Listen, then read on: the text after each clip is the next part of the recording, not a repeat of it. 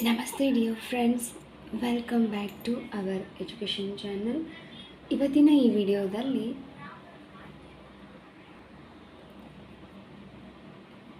9ನೇ ತರಗತಿಯಲ್ಲಿ ಇರ್ತಕ್ಕಂತಹ ಮೊದಲನೇ ಭಾಗದಲ್ಲಿ SST ಓಕೆ, ಸಮಾಜ ವಿಜ್ಞಾನದ ಅಧ್ಯಾಯ 2 ಓಕೆ, 6ರಿಂದ 14ನೇ ಶತಮಾನದ ಭಾರತ ಅನ್ನುವಂತಹ ಸೆಕೆಂಡ್ ಚಾಪ್ಟರ್ನ ನೋಡೋಣ. ಇದು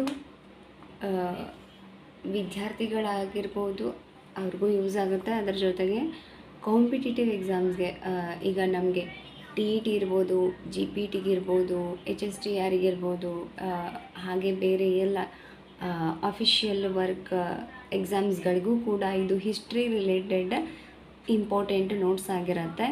ಹಾಗೆ ಇದ್ರ ಜೊತೆಗೆ ಮಧ್ಯೆ ಯಾವ್ಯಾವ ಥರ ಮತ್ತು ರಿಲೇಟೆಡ್ ಪಾಯಿಂಟ್ಗಳಿಗೆ ರಿಲೇಟೆಡ್ ಕ್ವೆಶನ್ಸ್ಗಳನ್ನ ಕೇಳಬಹುದು. ಅದಕ್ಕೆ ನಾವು ಹೇಗೆ ನೋಟ್ಸ್ನ ಮಾಡಬಹುದು ಅನ್ನೋದನ್ನು ನಾನು ಹೇಳ್ತಾ ಹೋಗ್ತೇನೆ.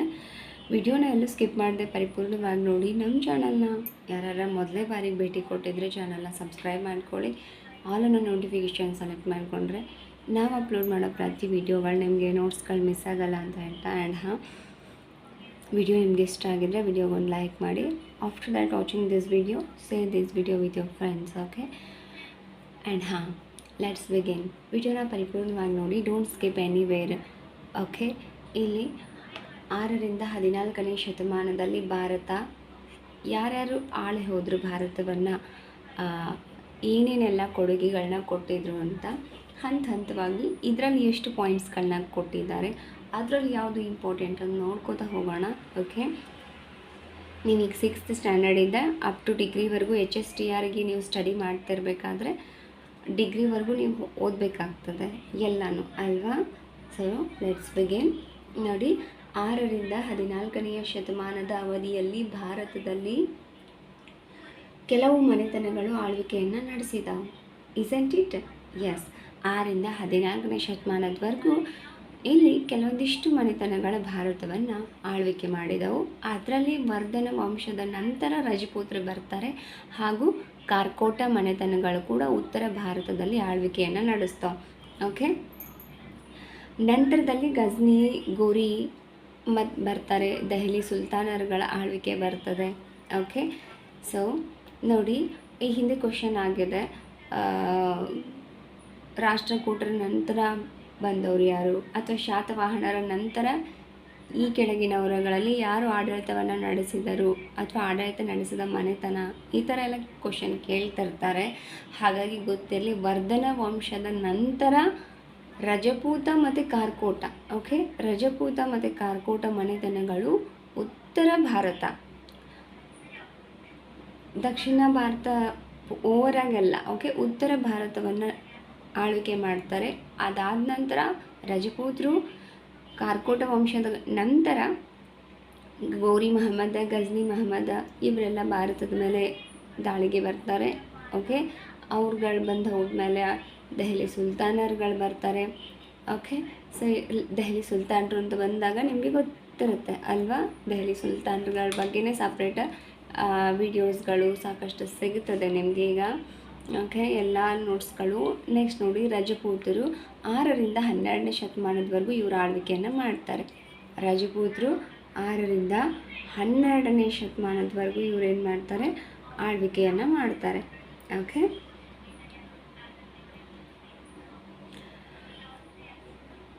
ಉತ್ತರ ಭಾರತದಲ್ಲಿ ಗುರ್ಜರು, ಪ್ರತಿಹಾರರು, ಗಹಡ್ವಾಲರು, ಪಾರಮಾರರು, ಚೌಹಾಣರು, ಸೋಳಂಕಿಯರು ಮತ್ತು ಚಂದೇಲರ ರಜಪೂತ ಮನೆತನಗಳು ಆಳ್ವಿಕೆಯನ್ನು ನಡೆಸ್ತಾವೆ. ನೋಡಿ, ರಜಪೂತ ಮನೆತನಗಳನ್ನ ಕ್ರಮವಾಗಿ ಕೂಡ ಕೇಳ್ತಾರೆ, ಹಾಗೆ ಗೊತ್ತಿರಲಿ. ಈಗ ನೀವು ದೆಹಲಿ ಸುಲ್ತಾನರು ಅಂತ ಬಂದಾಗ ದೆಹಲಿ ಸುಲ್ತಾನರ ವಂಶವನ್ನು ಆಳಿದವರು, ಅಥವಾ ವಿಜಯನಗರ ಎಂಪೈರ್ ಅಂತ ಬಂದಾಗ ವಿಜಯನಗರ ಎಂಪೈರಲ್ಲಿ ಹಂತವಾಗಿ ಆಳ್ವಿಕೆ ಮಾಡಿದವರು ಯಾರು, ಅವುಗಳ ಇಶ್ವಿ, ಪ್ರಮುಖ ಅರಸರು, ಅವರ ಸಾಧನೆಗಳು ಇಂಪಾರ್ಟೆಂಟ್ ಆಗ್ತದೆ. ಓಕೆ, ಸೊ ಹಾಗಾಗಿ ಗೊತ್ತಿರಲಿ, ಗುರ್ಜರು, ಪ್ರತಿಹಾರರು, ಗಹಡ್ವಾಲರು, ಆಮೇಲೆ ಪಾರೆಮಾರರು, ಚೌಹಾಣರು, ಸೋಳಂಕಿಯರು, ಚಂದೇಲರು ರಜಪೂತ ಮನೆತನಗಳಿದ್ದು. ಓಕೆ, ಬೇರೆ ಬೇರೆ ಅಲ್ಲ, ರಜಪೂತ ಮನೆತನಗಳೇ. ಇವರು ಸಾಹಿತ್ಯ ಮತ್ತು ವಾಸ್ತುಶಿಲ್ಪ ಕಲೆಗಳಿಗೆಲ್ಲ ತುಂಬ ಪ್ರೋತ್ಸಾಹವನ್ನು ನೀಡಿರ್ತಾರೆ. ಇನ್ನು ಗುರ್ಜರು ಪ್ರತಿಹಾರರು ಫಸ್ಟ್ ನೋಡಿ. ಓಕೆ, ಗುರ್ಜರು ಪ್ರತಿಹಾರರು. ಇಲ್ಲಿ ಹರಿಶ್ಚಂದ್ರನು ಗುರ್ಜರ ಮನೆತನದ ಆಳ್ವಿಕೆಯನ್ನು ಪ್ರಾರಂಭ ಮಾಡ್ತಾನೆ. Very important. ಹೊಂದಿಸಿ ಬರೆಯಲು ಕೇಳೋ ಚಾನ್ಸಸ್ ಇರುತ್ತೆ. ಈ ಒಂದು ಕಡೆ ರಾಜ ಮನೆತನಗಳನ್ನ ಕೊಟ್ಟು ಮತ್ತೊಂದು ಕಡೆ ಆ ವಂಶದ ಸ್ಥಾಪಕರನ್ನು ಕೊಡೋ ಚಾನ್ಸಸ್ ಇರ್ತದೆ.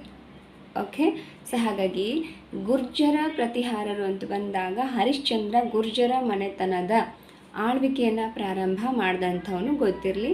ಈತನಿಗೆ 4 ಮಕ್ಕಳು ಇರ್ತಾರೆ. ಅವರು ಬೇರೆ ಬೇರೆ ಶಾಖೆಗಳಾಗಿ ಅಂದರೆ ಅಣ್ತಮ್ಮರ ಮೇಲೆ ಡಿವೈಡ್ ಆಗೋದು ಸಹಜ ಅಲ್ವಾ. ಹಾಗಾಗಿ ಅವರು ಬೇರೆ ಬೇರೆ ಶಾಖೆಗಳನ್ನ ಮಾಡ್ಕೊಂಡ ಮೇಲೆ ಡಿವೈಡ್ ಅಂದರೆ ಆಸ್ತಿಗೋಸ್ಕರ ಡಿವೈಡ್ ಆದಂಥವ್ರಲ್ಲ, ಅಂದರೆ ಅಷ್ಟು ದೊಡ್ಡ ಸಾಮ್ರಾಜ್ಯವನ್ನು ನಿಭಾಯಿಸಲಿಕ್ಕೆ ಬೇರೆ ಬೇರೆ ಕಡೆ ಒಬ್ಬೊಬ್ಬರು ಉಳ್ಕೊಳ್ತಾರೆ. ಸೊ ದ್ಯಾಟ್ ಪರ್ಪಸ್ ಆ ಥರ ಬೇರೆ ಬೇರೆ ಶಾಖೆಗಳಾಗಿ ಡಿವೈಡ್ ಆಗಿ ಹೋದಂಥವ್ರು ಅಂತಂದರೆ ಜೋಧ್ಪುರ, ನಂದಿಪುರ, ಬ್ರೋಚ್ ಮತ್ತು ಉಜ್ಜಯಿನಿಗಳಿಂದ ಆಳ್ವಿಕೆಯನ್ನು ನಡೆಸ್ತಾರೆ. 4 ಬೇರೆ ಬೇರೆ ಮನೆತನಗಳನ್ನಾಗಿ ಮಾಡಿಕೊಂಡು. ಓಕೆ, ಸೊ ಇವುಗಳಲ್ಲಿ ಏನಾಗುತ್ತೆ, ಉಜ್ಜಯಿನಿಯಲ್ಲಿ ಆಳ್ವಿಕೆಯನ್ನು ನಡೆಸುತ್ತಿದ್ದಂತಹ ನಾಗಭಟ ಏನು ಮಾಡ್ತಾನೆ, ಪ್ರಮುಖ ದೊರೆ ಆಗಿರ್ತಾನೆ. ಉಜ್ಜಯಿನಿಯಲ್ಲಿ ಏನು ಆಳ್ವಿಕೆಯನ್ನು ಮಾಡ್ತಿರ್ತಾನಲ್ಲ ನಾಗಭಟ, ಅವ ಪ್ರಮುಖ ದೊರೆ ಆಗಿರ್ತಾನೆ. ಇವುಗಳಲ್ಲಿ ಅರಬರ ಆಕ್ರಮಣವನ್ನು ಯಶಸ್ವಿಯಾಗಿ ಈತ ಎದುರಿಸ್ತಾನೆ. ಗೊತ್ತಿರಲಿ, ಈತನು ಗುಜರಾತ ಮತ್ತು ಮಾಳ್ವಾ ರಜಪೂತಾನದ ಸ್ವಲ್ಪ ಭಾಗದವರೆಗೂ ತನ್ನ ಸಾಮ್ರಾಜ್ಯವನ್ನು ವಿಸ್ತರಣೆ ಮಾಡ್ತಾನೆ. ಇನ್ನೊಬ್ಬರ ಮತ್ತು ಇದು ಯಾರು, ನಾಗಭಟಂದು. ಕೇಳ್ಬೋದು, ಈ ನಾಗಭಟ ಯಾವ ವಂಶಕ್ಕೆ ಸಂಬಂಧಿಸಿದ ದೊರೆ ಅಂತ ಕೇಳ್ಬೋದು. ಓಕೆ, ಅಥವಾ ಅವ್ರ ಸಾಧನೆಗಳನ್ನ ಕೊಟ್ಟು ಅಂದರೆ ಹೇಳಿಕೆ ಪ್ರತಿಪಾದನೆಗಳಲ್ಲಿ ಕೊಡೋ ಚಾನ್ಸಸ್ ಇರುತ್ತೆ. ಹಾಗಾಗಿ ಹೇಳ್ತಾ ಇದ್ದೀನಿ. Okay, very important. I think so video clear ಇದೆ ಅಂತ ಭಾವಿಸ್ತೀನಿ.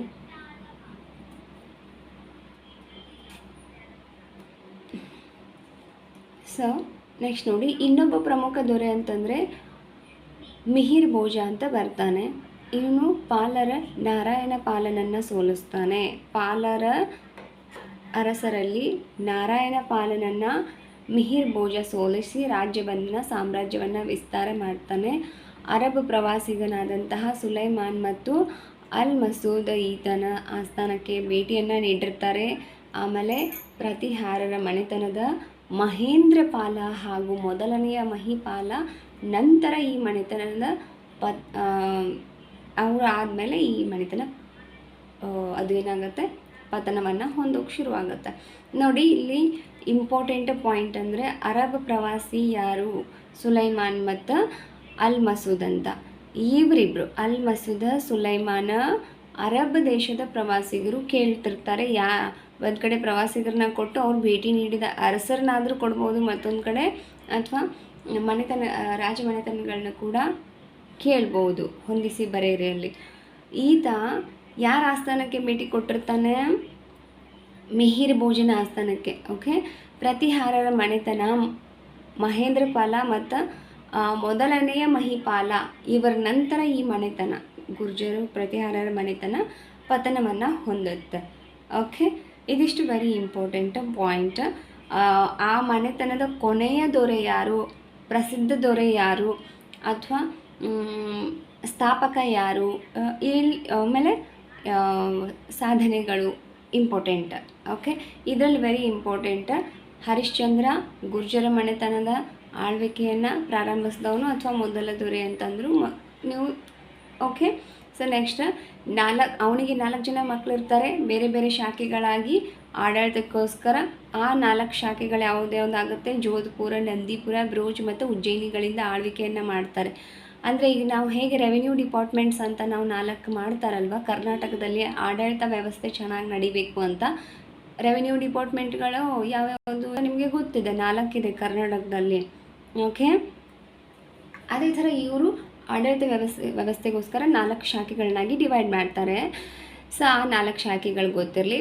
ಆಮೇಲೆ ಉಜ್ಜಯಿನಿಯಲ್ಲಿ ಆಳ್ವಿಕೆ ನಡೆಸ್ತಾ ಇದ್ದಂತಹ ನಾಗಭಟ ಪ್ರಮುಖ ದೊರೆ ಆಗಿರ್ತಾನೆ. ಉಜ್ಜಯಿನಿಯಲ್ಲಿ ಯಾರು ಆಳ್ವಿಕೆ ಮಾಡ್ತಿರ್ತಾರೆ, ನಾಗಭಟ ಮಾಡ್ತಿರ್ತಾನೆ. Very important. ಆಮೇಲೆ ಅರಬರ ಆಕ್ರಮಣವನ್ನು ಇವ ಯಶಸ್ವಿಯಾಗಿ ಎದುರಿಸ್ತಾನೆ. ಇನ್ ದ್ಯಾಟ್ ಸಿಚುವೇಶನ್ ಅರಬರು ಪದೇ ಪದೇ ಆಕ್ರಮಣವನ್ನು ಮಾಡ್ತಾ ಇರ್ತಾರೆ ಅರಬ್ ದೇಶದವರು. ಸೊ ಆವಾಗ ಯಶಸ್ವಿಯಾಗಿ ಅದನ್ನು ಹತ್ತಿಕ್ತಾನೆ, ಎದುರಿಸ್ತಾನೆ, ಸಾಮ್ರಾಜ್ಯವನ್ನು ಚೆನ್ನಾಗಿ ನಡೆಸ್ತಾನೆ. ಆಮೇಲೆ ಈತ ಅವನ ಸಾಮ್ರಾಜ್ಯ ನೋಡಿ ಗುಜರಾತ್, ಓಕೆ, ಯಾರ್ದು ನಾಗಭಟಂದು, ಓಕೆ, ಗುಜರಾತ, ಮಾಳ್ವಾ, ರಜಪೂತಾನದ ಸ್ವಲ್ಪ ಭಾಗದವರೆಗೂ ಸಾಮ್ರಾಜ್ಯನ ವಿಸ್ತರಣೆ ಮಾಡ್ತಾನೆ. ಇದೇ ವಂಶದ ಇನ್ನೊಬ್ಬ ದೊರೆ ಅಂತಂದರೆ ಪ್ರಸಿದ್ಧ ದೊರೆ ಮಿಹಿರ್ ಭೋಜ, ನಾಗಭಟ ಮಿಹಿರ ಭೋಜ. ವೆರಿ ಇಂಪಾರ್ಟೆಂಟ್ ಇಬ್ಬರು. ಇವ ಏನು ಮಾಡ್ತಾನೆ, ಮಿಹಿರ್ ಭೋಜ ಪಾಲರ ನಾರಾಯಣ ಪಾಲನನ್ನು ಸೋಲಿಸ್ತಾನೆ, ರಾಜ್ಯವನ್ನು ವಿಸ್ತಾರ ಮಾಡ್ತಾನೆ. ಈತನ ಆಸ್ಥಾನಕ್ಕೆ ಭೇಟಿ ಕೊಟ್ಟವರು ಅಂತಂತಂದರೆ ಯಾರು, ಮಿಹಿರ್ ಭೋಜನ ಆಸ್ಥಾನಕ್ಕೆ ಅರಬ್ ದೇಶದ ಪ್ರವಾಸಿಗ ಸುಲೈಮಾನ ಮತ್ತು ಅಲ್ ಮಸೂದ್ ಭೇಟಿ ಕೊಟ್ಟಿರ್ತಾರೆ. ಆಮೇಲೆ ಪ್ರತಿಹಾರ ಮನೆತನದ ಮಹೇಂದ್ರಪಾಲ ಮತ್ತು ಮೊದಲನೆಯ ಮಹಿಪಾಲರ ನಂತರ ಈ ಸಾಮ್ರಾಜ್ಯ ಏನಾಗುತ್ತೆ, ಪ್ರತಿಹಾರರ ಮನೆತನ ನಾಶ ಆಗುತ್ತೆ. ಸಾಮ್ರಾಜ್ಯ ಅಲ್ಲ, ಸಾರಿ, ಮನೆತನ, ಅವ್ರ ಆಳ್ವಿಕೆ ಸ್ಟಾಪ್ ಆಗುತ್ತೆ. ಆಫ್ಟರ್ ದ್ಯಾಟ್ ಗಹಡ್ವಾಲರು ಬರ್ತಾರೆ. ಓಕೆ, ಈ ಮನೆತನದ ಆಳ್ವಿಕೆಯ ಸ್ಥಾಪಕ ಚಂದ್ರಸೇನ. ಓಕೆ, ಈ ಮನೆತನದ ಯಾರು, ಗಹಡ್ವಾಲರ ಮನೆತನದ ಆಳ್ವಿಕೆಯ ಸ್ಥಾಪಕ ಯಾರು, ಚಂದ್ರಸೇನ. ಉತ್ತರ ಭಾರತದ ಬಹುಭಾಗವನ್ನು ವಶಪಡಿಸಿಕೊಂಡು ರಾಜ್ಯಭಾರವನ್ನು ಈತ ಮಾಡ್ತಾನೆ. ಓಕೆ, ಇವರಲ್ಲಿ ಗೋವಿಂದ ಚಂದ್ರ ಪ್ರಸಿದ್ಧವಾದಂತಹ ದೊರೆ. ಯಾರಲ್ಲಿ, ಗಹಡ್ವಾಲರಲ್ಲಿ ಪ್ರಸಿದ್ಧ ದೊರೆ ಯಾರು ಅಂತಂದರೆ ಗೋವಿಂದ ಚಂದ್ರ. ಈತ ಏನು ಮಾಡ್ತಾನೆ, ಪಾಲರಿಂದ ಮಗಧ, ಮಾಳ್ವಾ ವಶಪಡಿಸಿಕೊಳ್ತಾನೆ. ಅದಷ್ಟೇ ಅಲ್ಲದೆ ಕಳಿಂಗ, ಒರಿಸ್ಸಾ ಅರಸರೊಂದಿಗೆ ಯುದ್ಧ ಮಾಡಿ ರಾಜ್ಯವನ್ನು ವಿಸ್ತಾರ ಮಾಡ್ತಾನೆ. ಅದೇ ಥರ ಕಾಶ್ಮೀರ, ಗುಜರಾತ ಮತ್ತು ಚೋಳ ಅರಸರೊಂದಿಗೆ ಉತ್ತಮ ಬಾಂಧವ್ಯವನ್ನು ಬೆಳೆಸ್ತಾನೆ. ಓಕೆ, ಚಂದ್ರದೇವ ಗಹಡ್ವಾಲರ ಮನೆತನದ ಸ್ಥಾಪಕ. ಓಕೆ, ಉತ್ತರ ಭಾರತದ ಬಹುಭಾಗವನ್ನು ಆಳ್ವಿಕೆ ಮಾಡ್ತಾನೆ. ಗಹಡ್ವಾಲರ ಪ್ರಸಿದ್ಧ ದೊರೆ ಅಂತಂದರೆ ಗೋವಿಂದ ಚಂದ್ರ. ಗೋವಿಂದ ಚಂದ್ರ ಏನು ಮಾಡ್ತಾನೆ, ಪಾಲರಿಂದ ಮಗಧ, ಮಾಳ್ವಾವನ್ನು ವಶಪಡಿಸ್ಕೊಳ್ತಾನೆ. ಹಾಗೆ ಕಳಿಂಗ ಮತ್ತು ಒರಿಸ್ಸಾ ಅರಸರ ಜೊತೆಗೆ ಯುದ್ಧ ಮಾಡಿ ಆ ರಾಜ್ಯವನ್ನು ಕೂಡ ವಿಸ್ತಾರ ಮಾಡ್ತಾನೆ. ಅಲ್ಲಿಯೂ ಕೂಡ ಸಾಮ್ರಾಜ್ಯವನ್ನು ವಿಸ್ತರಿಸ್ತಾನೆ. ಹಾಗೆ ಕಾಶ್ಮೀರ, ಗುಜರಾತ ಮತ್ತು ಚೋಳ ದೇಶದ ದೊರೆಗಳ ಜೊತೆಗೆ ಉತ್ತಮ ಬಾಂಧವ್ಯವನ್ನು ಇವನು ಇಟ್ಕೊಂಡಿರ್ತಾನೆ. ಸೊ ಇವಾಗ ನೆಕ್ಸ್ಟ್ ಬರೋದು ಪಾರಮಾರರು ಬರ್ತಾರೆ. ಓಕೆ, ಪಾರಮಾರರು ಇಲ್ಲಿ ನೋಡಿ, ಪಾರಮಾರರು ಉಪೇಂದ್ರ ರಾಜಕೃಷ್ಣ ಈ ಮನೆತನದ ಆಳ್ವಿಕೆಯ ಸ್ಥಾಪಕ. ನೋಡಿ, ಪಾರರ ಮನೆತನದ ಆಳ್ವಿಕೆಯ ಸ್ಥಾಪಕ ಯಾರು ಅಂತಂದರೆ ಉಪೇಂದ್ರ ಕೃಷ್ಣರಾಜ. ಇವರ ರಾಜಧಾನಿ ಮಾಳ್ವಾದ ಧಾರಾ. ನೋಡಿ, ಧಾರಾನಗರ ನಾವೆಲ್ಲಿ ಕೇಳ್ತೀವಿ ಹೇಳಿ, ಕವಿರತ್ನ ಕಾಳಿದಾಸ ಫಿಲ್ಮಲ್ಲಿ ಧಾರಾನಗರ ಅಂತ ಕೇಳ್ತೇವೆ. ಓಕೆ, ಧಾರಾನಗರ ಅಲ್ವಾ. ಸೊ ನೋಡಿ, ಧಾರಾನಗರ ನೋಡಿ, ಮಾಳ್ವಾದ ರಾಜಧಾನಿ ಮಾಳ್ವಾದ ಧಾರಾ. ಓಕೆ, ಇವರ ರಾಜಧಾನಿ ಮಾಳ್ವಾದಲ್ಲಿ ಇರತಕ್ಕಂತಹ ಧಾರಾ ಅನ್ನೋ ಪ್ರದೇಶ ಪಾರರ ಮನೆತನದ ರಾಜಧಾನಿಯಾಗಿರುತ್ತೆ. ಈ ಮನೆತನದ ಸಿಯಾಕ್ ದೊರೆಯು ರಾಷ್ಟ್ರಕೂಟರ ಎರಡನೆಯ ಕೊಟ್ಟಿಗನನ್ನು ಸೋಲಿಸಿ ಅವರ ಮಾಂಡಳಿಕತ್ವದಿಂದ ಮುಕ್ತನಾಗ್ತಾನೆ. ಅಂದರೆ ಫಸ್ಟು ಅವರ ಮಾಂಡಳಿಕತ್ವದಲ್ಲಿ ಕೆಲಸವನ್ನು ಮಾಡ್ತಿರ್ತಾನೆ. ಆಮೇಲೆ ಅವರನ್ನು ಸೋಲಿಸಿ ಫ್ರೀಡಮ್ ತಗೊಳ್ತಾನೆ. ಇವರು ಅನೇಕ ಕೆರೆ ಮತ್ತು ದೇವಾಲಯಗಳನ್ನ ನಿರ್ಮಿಸ್ತಾರೆ. ಪಾರಮಾರರು ಗೊತ್ತಿರಲಿ, ಅನೇಕ ಕೆರೆ ಮತ್ತು ದೇವಾಲಯಗಳನ್ನ ನಿರ್ಮಿಸ್ತಾರೆ. ಇವರ ಆಸ್ಥಾನದಲ್ಲಿ ಧನಂಜಯ, ಭಟ್ಟ ಹಲಾಯುಧ ಮತ್ತು ಧನಿಕ ಮತ್ತು ಪದ್ಮಗುಪ್ತರು ಎಂಬ ವಿದ್ವಾಂಸರಿದ್ರಂತೆ. ನೋಡಿ, very important this point. Dhananjaya, Bhatta Halayudha, Dhanika, Padmagupta. Okay, ಈ ವಿದ್ವಾಂಸರು ಎಲ್ಲಿದ್ದರು, ಪಾರಮಾರರ ಆಸ್ಥಾನದಲ್ಲಿ ಇದ್ದಂತಹ ಪ್ರಮುಖ ವಿದ್ವಾಂಸರು. ಓಕೆ, ಗೊತ್ತಿರಲಿ ನಿಮಗೆ, ವೆರಿ ಇಂಪಾರ್ಟೆಂಟ್ ಇದು. ಓಕೆ, ಹಾಗೆ ನೆಕ್ಸ್ಟ್ ನೋಡ್ರಿ, ಚೌಹಾಣರು ಬರ್ತಾರೆ, ಪ್ರತಿಹಾರರು, ಗುರ್ಜರು, ಗಹಡ್ವಾಲರು ಮತ್ತು ಓಕೆ, ಗುರ್ಜ ಪ್ರತಿಹಾರರು, ಗಹಡ್ವಾಲರಾಯಿತು, ಪಾರಮಾರರಾದರು. ಈಗ ಚೌಹಾಣರು ನೋಡಿ, ಇಲ್ಲಿ ಈ ಮನೆತನದ ಆಳ್ವಿಕೆ ಸ್ಥಾಪಕರು ವಾಸುದೇವ ಚೌಹಾಣ. ಓಕೆ, ವಾಸುದೇವ ಚೌಹಾಣ ಮನೆತನದ ಪ್ರಮುಖ ಅಲ್ಲ ಸ್ಥಾಪಕರು, ಪ್ರಮುಖ ಅಲ್ಲ ಸ್ಥಾಪಕರು ಚೌಹಾಣ. ಯಾರು? ವಾಸುದೇವ ಚೌಹಾಣ. ಈ ಮನೆತನವು ರಜಪೂತ ಮನೆತನಗಳಲ್ಲೇ ತುಂಬ ಪ್ರಮುಖವಾದಂಥದ್ದು. ಮೂಲತಃ ಅಜ್ಮೀರದವನಾದಂತಹ ಪೃಥ್ವಿರಾಜ್ ಚೌಹಾಣ ಈ ಮನೆತನದ ಪ್ರಸಿದ್ಧ ದೊರೆ. ಚೌಹಾಣರ ಮನೆತನದ ಪ್ರಸಿದ್ಧ ದೊರೆ ಪೃಥ್ವಿರಾಜ್ ಚೌಹಾಣ. ಮೂಲತಃ ಈತ ಎಲ್ಲಿಯವನು? ಅಜ್ಮೀರದವನ. ಓಕೆ, ಇನ್ನು ಬುಂದೇಲಖಂಡ ಚಂದೇಲ ದೊರೆಗಳನ್ನು ಸೋಲಿಸಿ ಈತ ಏನು ಮಾಡ್ತಾನೆ, ಮೊದಲನೇ ತರೈನ್ ಕದನದಲ್ಲಿ ಮಹಮ್ಮದ್ ಗೋರಿಯ ವಿರುದ್ಧ ಜಯವನ್ನು ಸಾಧಿಸ್ತಾನೆ. ಇವನು ಎರಡನೇ ತರೈನ್ ಯುದ್ಧದಲ್ಲಿ ಜಯಚಂದ್ರನನ್ನು ಮೋಸ ಮಾಡಿದ್ರಿಂದ ಮಹಮ್ಮದ್ ಗೋರಿಯಿಂದ ಸೋಲ್ತಾನೆ. ನೋಡಿ, ನಮ್ಮಲ್ಲೇ ಆವಾಗಿನ ಕಾಲದಲ್ಲಿ ಮೋಸ ಮಾಡ್ತಾಯಿದ್ರು. ಓಕೆ, ದೊರೆಗಳು ಆಳ್ವಿಕೆ ಮಾಡೋವಾಗ. ಓಕೆ, ತರೈನ ಯುದ್ಧ ಅಂತ ಬಂದಾಗ ಗೊತ್ತಿರಲಿ, ತರೈನ ಯುದ್ಧ ಯಾವಾಗ ನಡೀತು, ಯಾರ್ಯಾರು ಮಿಡಲ್ ಆಯಿತು, ಏನು ಇಶ್ವಿ ಅನ್ನೋದು ನಿಮಗೆ ಗೊತ್ತಿರಬೇಕು. ಓಕೆ, ನಾನು ಸಪ್ರೇಟಾಗಿ ಯುದ್ಧಗಳದ್ದೇ ಒಂದು ಮಾಡ್ತಾನೆ, ಆವಾಗ ನಿಮಗೆ ಮತ್ತೆ ಡೀಟೇಲಾಗಿ ಹೇಳ್ತೀನಿ. ಇವಾಗ ಪಾಠ ನೋಡ್ಕೊಂಡು ಹೋಗೋಣ. ಒಂದು ಪಾಠದಲ್ಲಿ ಇಂಪಾರ್ಟೆಂಟ್ ನೋಟ್ಸ್ ಯಾವುದು ಅನ್ನೋದನ್ನು ನೀವು ಚೆನ್ನಾಗಿ ಪದೇ ಪದೇ ವಿಡಿಯೋ ನೋಡಿ ಅಥವಾ ಕೇಳಿ, ಖಂಡಿತ ನಿಮ್ಗೆ ಅರ್ಥ ಆಗ್ತದೆ, ನೆನ್ಪುಳಿತದೆ ಅಂತ ಹೇಳ್ತಾ. ಓಕೆ, ಸೊ ಮೊದಲನೆಯ ತರೈನ್ ಯುದ್ಧ. ಓಕೆ, ನೋಡಿ, ಅದರಲ್ಲಿ ಮಹಮ್ಮದ್ ಗೋರಿ ವಿರುದ್ಧ ಜಯವನ್ನು ಸಾಧಿಸ್ತಾನೆ. ಆದರೆ ಅದೇ ಎರಡನೇ ತರೈನ್ ಕದನದಲ್ಲಿ ಸೋಲ್ತಾನೆ. ಯಾಕಂದರೆ ಜಯಚಂದ್ರ ಪೃಥ್ವಿರಾಜ್ ಚೌಹಾಣನಿಗೆ ಮೋಸ ಮಾಡ್ತಾನೆ. ಹಾಗಾಗಿ ಮಹಮ್ಮದ್ ಗೋರಿ ಗೆಲ್ತಾನೆ, ಪೃಥ್ವಿರಾಜ್ ಚೌಹಾಣ ಸೋಲ್ತಾನೆ. ಈತನ ರಾಜಧಾನಿ ದೆಹಲಿ ಆಗಿರುತ್ತೆ. ಯಾವಾಗ ಎರಡನೇ ತರೈನ್ ಕದನದಲ್ಲಿ ಸೋಲ್ತಾನಲ್ಲ ಪೃಥ್ವಿರಾಜ್ ಚೌಹಾಣ, ಆವಾಗ ಮಹಮ್ಮದ್ ಗೋರಿ ಪಾಲಾಗ್ತದೆ ದೆಹಲಿ. ಓಕೆ, ಅಲ್ಲಿವರೆಗೂ ಪೃಥ್ವಿರಾಜ್ ಚೌಹಾಣನ ಆಳ್ವಿಕೆಯಲ್ಲಿ ದೆಹಲಿ ಇರುತ್ತೆ. ಆಮೇಲೆ ಮಹಮ್ಮದ್ ಗೋರಿಯ ವಶಕ್ಕೆ ಹೋಗ್ತದೆ, ಎರಡನೆಯ after second Tarain war. Okay, ಪೃಥ್ವಿರಾಜನು ಶೌರ್ಯ ಮತ್ತು ಸಾಹಸಕ್ಕೆ ಹೆಸರಾಗಿರ್ತಾನೆ. ಪೃಥ್ವಿರಾಜ್ ರಾಸೋ ಎಂಬ ಹಿಂದಿ ಮಹಾಕಾವ್ಯದಲ್ಲಿ ಈತನ ಶೌರ್ಯ ಸಾಹಸಗಳ ಬಗ್ಗೆ ವರ್ಣನೆ ಇದೆ. Very important. ಪೃಥ್ವಿರಾಜ್ ರಾಸೋ ಅನ್ನುವಂತಹ ಈ ಒಂದು ಪಾಯಿಂಟ್ ಮೇಲೆ ಕ್ವಶನ್ಗಳಾಗಿದೆ ಈ ಹಿಂದೆ. ಓಕೆ, ಪೃಥ್ವಿರಾಜ್ ರಾಸೋ. ಓಕೆ, ನೋಡಿ, ಅದು ಎದಕ್ಕೆ ಸಂಬಂಧಪಟ್ಟಿದೆ ನೋಡಿ, ಅಥವಾ ಅದು ಏನನ್ನು ಹೇಳುತ್ತೆ, ಎದ್ರ ಬಗ್ಗೆ ಐತೆ ಅಂದರೆ ಪೃಥ್ವಿರಾಜ್ ಚೌಹಾಣ ಅವನ ಶೌರ್ಯ ಸಾಹಸಗಳ ಬಗ್ಗೆ. ಮತ್ತು ಅದು ಪೃಥ್ವಿರಾಜ್ ರಾಸೋ ಅನ್ನುವಂಥದ್ದು ಮಹಾಕಾವ್ಯ ಆಗಿರುತ್ತೆ, ಗೊತ್ತಿರಲಿ. ಇವನು ತೆಗೆದುಕೊಂಡ ಕೆಲವು ತಪ್ಪು ನಿಲುವುಗಳೇ ಇವನ ಅವನತಿಗೆ ಕಾರಣ ಆಗುತ್ತೆ ಅಲ್ವಾ.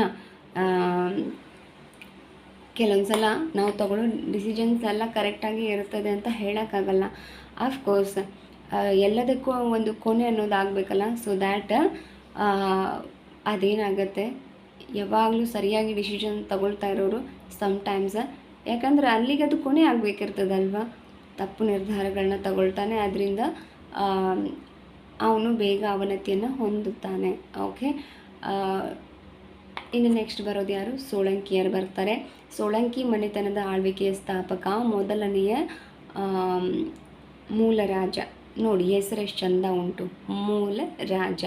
ಸೋಳಂಕಿ ಮನೆತನದ ಆಳ್ವಿಕೆಯ ಸ್ಥಾಪಕ, ಮೊದಲನೆಯ ಮೂಲ ರಾಜ, ಮೊದಲನೆಯ ಭೀಮರಾಯನು ಈ ಮನೆತನದ ಪ್ರಸಿದ್ಧ ದೊರೆ. Very important. ಯಾರು? ಭೀಮರಾಯ. ಓಕೆ, ಪ್ರಸಿದ್ಧ ದೊರೆ. ಈತನ ಆಳ್ವಿಕೆಯ ಕಾಲದಲ್ಲಿ ಏನಾಗ್ತದೆ, ಮಹಮ್ಮದ್ ಗಜ್ನಿ ಗುಜರಾತಿನ ಸೋಮನಾಥ ದೇವಾಲಯದ ಮೇಲೆ ದಾಳಿಯನ್ನು ಮಾಡ್ತಾನೆ.